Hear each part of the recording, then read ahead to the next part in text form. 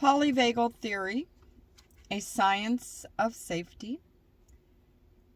This is printed in Frontiers in Integrative Neuroscience, published May 10th, 2022, and written by Dr. Stephen Porges. This is part 7, concluding remarks, claiming our phylogenetic heritage. Feelings of safety play a fundamental role enabling humans not only to survive, but to thrive. This supposition poses the important scientific question of how a feeling can be so critical to the survival of our species. To answer this question, it is first necessary to understand the relationship between feelings of safety and the specific neurophysiological architecture that underlies this specific category of feelings. Unfortunately, historical attempts to answer these types of questions have been elusive. Attempts to identify neurophysiological signatures of specific feelings, emotions, thoughts, and even global processes, such as sociality, have produced at best confusing and ambiguous results. Central to the solution of this problem is how terms and constructs are used in different disciplines. In general, attempts to translate from psychological to physiological phenomenon have focused on a strategy that could be succinctly labeled as psychophysiological parallelism. Psychological parallelism is an intriguing strategy with a strong assumption that it's possible to identify unique neurophysiological signatures of specific mental processes. Examples: feelings, emotions, thoughts, etc. In the 1960s, psychophysiology emerged as an interdisciplinary science with historic roots embedded in this assumption. Although polyvagal theory emerged from traditional psychophysiology, it provided a theoretical demarcation from parallelism. In a sense, psychophysiology parallelism implicitly assumes that the constructs employed in different domains were valid. Examples: subjective, observable, physiological, and focused on establishing correlations across domains that optimistically would lead to an objectively quantifiable physiological signature of the construct explored in the physiological domain. In contrast, polyvagal theory emphasizes the interactive and integrative aspects of different levels of the nervous system. The theory emphasizes a hierarchical organization that mirrors phylogenetic shifts among vertebrates. The evolutionary changes are also reflected in maturational trends. Thus, what appears to be more complex and related to higher brain structures, such as language and sensitivities to another's physiological state, via intonation of voice and gesture, is reflecting the functional and structural changes mapped into the evolutionary history of vertebrates. Frequently missed with our corticocentric and cognitive-centric orientation is the importance of lower brain mechanisms in managing our basic survival-oriented actions.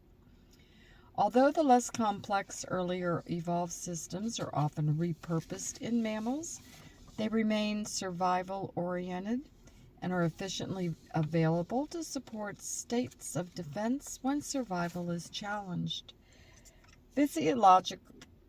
Psychophysiological parallelism is functionally a scientific strategy that assumes an isomorphic representation of a process, with the gradations being mapped with equivalent precision on all levels.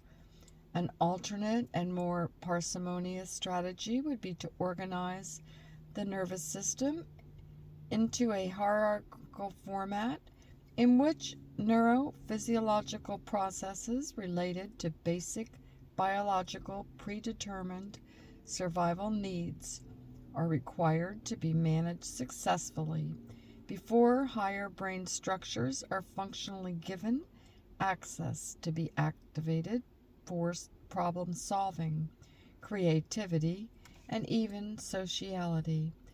Polyvagal theory postulates that our biology is hierarchically organized, with the basic survival needs, such as managing homeostatic functions, residing in foundational brainstem structures, and optimal access and utilization of higher neural circuits being dependent on success at the foundational level.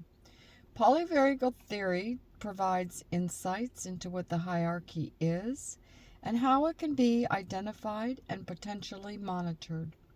According to the theory, the hierarchy reflects the phylogenetic shifts in the nervous system to reduce the intellectual burden of visualizing the evolutionary changes in the nervous system.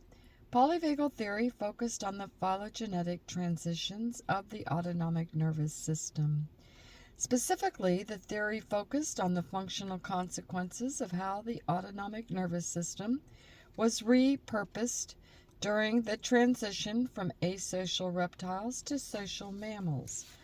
This focus has a serendipitous benefit since the brainstem area is relatively small and there was sufficient comparative neuroanatomy conducted to the map that changes the brainstem pathways and their potential adaptive functions. The theory focused on how the phylogenetic changes in the neuroregulation of the heart provided the foundational properties for feelings of safety and emergent sociality. This paper emphasizes that these two psychological constructs have a dependence on the evolved link between social engagement behaviors and vagal regulation. However, there are convergent evolutionary changes in how the neuropeptides of vasopressin and oxytocin function to support the advent of sociality in mammals. Specifically, oxytocin plays an important role in regulating the autonomic nervous system, enabling mammals to immobilize without fear, give birth, and experience intimacy without recruiting physiological defensive reactions through dorsal vagal pathways. Example, bradycardia, syncope, and diarrhea. Information from 3 scientific strategies leads to an understanding of the critical role that feelings of safety play in human survival. Complementing the evolutionary and developmental trends introduced above, there is a 3rd strategy, an unfolding or de-evolution of the hierarchy in response to threat. This 3rd strategy represents the study of pathology and adaptive reactions to challenges, including threat and illness. Jackson formally introduced de-evolution as dissolution to emphasize the functional impact of disease or damage to the brain. He noted that as evolutionary newer circuits became dysfunctional, they no longer inhibited the actions of older circuits, and the older circuits became active. Threat is a generalized response that can occur in response to a physical challenge, a pathogen, or even an inaccurate interpretation of context. The elements resulting a threat response do not have to be valid from the objective interpretation of threat. Rather, threat responses reflect the nervous system's interpretation of risk. In polyvagal terminology, threat responses are due to a neuroception of danger or life threat in which the nervous system determines risk outside of conscious awareness. From a polyvagal perspective, threat reactions represent a disruption of homeostatic function, regardless of the validity of the threat. Conversely, a neuroception of safety results in an autonomic state that supports homeostatic function with emergent feelings of safety. Feelings of safety and threat recruit different autonomic resources. to optimize survival. However, survival is a construct is overly broad and confusing. Survival can initially be deconstructed into two domains of competence, one within the body and the other outside the body. Although adequately responding to both challenges is necessary, internal competence needs to precede external competence. The internal processes focus on how the nervous system manages the regulation of bodily organs and supports the basic homeostatic processes of health, growth, and restoration. This is obvious when observing the challenge to survival of being born premature, basically born too soon for the nervous system to effectively manage homeostatic demands. The external processes focus on how the nervous system supports responses to challenges. For humans, this starts with mastering the coordination of suck, swallow, breathe, vocalize behaviors that enable ingestion and social signaling. On the most basic level, feelings of safety are a direct reflection of autonomic state when it is efficiently supporting homeostatic functions. But there is a consequential factor, and being in a calm autonomic state provides neural access to the regulation of the muscles of the face and head that forms an integrated social engagement system. This system utilizes the same neural network that coordinates sucking, swallowing, vocalizing, and breathing at birth. Interestingly, access to this system is also a portal to calm, as evidenced by the overlap between social behavior and ingestion.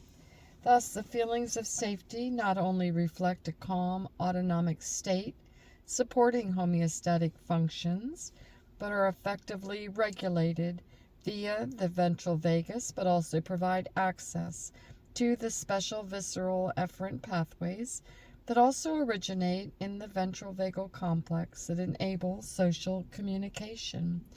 Frequently missed is the understanding that the brainstem area regulating the autonomic state that supports feelings of safety also regulates the muscles of the face and head that we use for ingestion, social communication, and signaling that can be trusted and are safe to approach. For example, the intonation of voice reflects our autonomic state. If we are calm and our heart rate is slow and rhythmically variable, our voice is prosodic.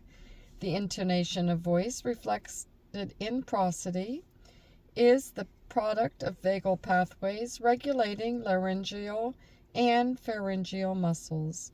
When we're frightened or angry, our voices lose prosody and our heart rate is fast and loses rhythmic variability. Feeling safe by being in a calm, autonomic state provides access to efficiently use the social engagement system and to convey the feelings of safety to another. This is universally observed in as a mother calms her infant with melodic vocalizations, gently reassuring gestures, and warm facial expressions. Underlying the effectiveness of the mother's vocalization and facial expressions in calming the infant is the fact that these cues of safety are actively both reflecting the mother's autonomic state and directly impacting on the nerves that regulate the infant's autonomic nervous system via the same brainstem structures located in the ventral vagal complex. However, access to structures involved in ingestion and social engagement behaviors are limited by autonomic state. These structures are efficiently accessible when the autonomic nervous system is calm, not in a state of defense, and under the regulation of the ventral vagal pathway. This paper has emphasized the common theme that feelings of safety reflect a core fundamental process that has enabled humans to survive through the opportunistic features of trusting social engagements that have co-regulatory capacities to mitigate the metabolically costly defense reactions. This short-term outcome is obvious in terms of the support of homeostatic functions. However, there is also a long-term consequence of feelings of safety that are reflected in the emergence of communities in which feelings of safety expand through spontaneous social engagement. Pro-social behaviors among a collective become the norm. Thus, our sociality enables an expansion of those with whom we feel safe and trust. This, of course, is the underlying premise of communities, including legal systems, business transactions, political negotiations, and international treaties.